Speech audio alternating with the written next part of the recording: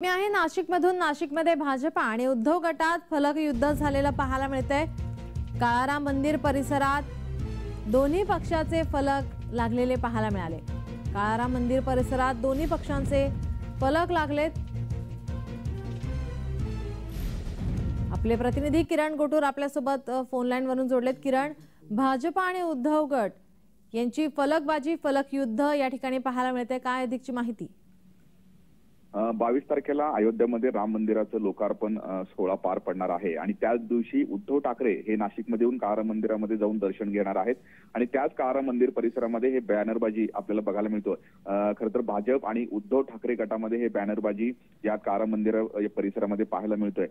उद्धव ठाकरे 22 आणि 23 तारखेला हे नाशिक दौऱ्यावरती आहेत आणि 22 तारखेला अयोध्येमध्ये पंतप्रधान नरेंद्र मोदी यांच्या प्रमुख उपस्थितीमध्ये राम मंदिर लोकार्पण सोहळा पार पडणार आहे आणि त्या दिवशी उद्धव ठाकरे काळाराम मंदिरात जाऊन हे दर्शन घेणार आहेत। या दोन्ही मुद्द्यावरती फलकबाजी आता नाशिकमध्ये रंगल्याचं आपल्याला पाहायला मिळतोय। भाजप आणि उद्धव ठाकरे गटामध्ये हे 22 तारखेच्या आधीच या सगळ्या मुद्द्यावरून फलकबाजी आणि बॅनर जे युद्ध आपल्याला नाशिकमध्ये रंगल्याचं बघायला मिळतंय। धन्यवाद किरण, तुम्ही दिलेल्या सविस्तर माहितीसाठी।